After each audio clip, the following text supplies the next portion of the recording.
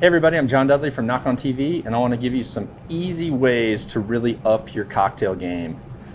A simple thing that you can do is take your favorite types of citruses or fruits, slice them thin, add a little bit of sugar on top, and throw them on the Traeger for about 30 minutes until you get the type of smoke and the type of char that you want. And you can easily add these to a number of different cocktails that completely change the flavor tones.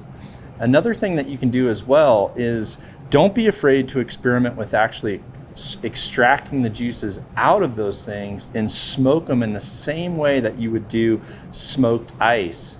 So for example, if you took some fresh lime and smoked that and then added that fresh lime to your margarita and then went ahead and garnished it with a smoked garnish, it would completely change the flavor notes, but more importantly, it would make it even better than they are standard.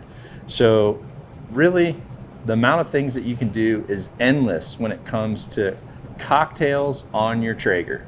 Good luck.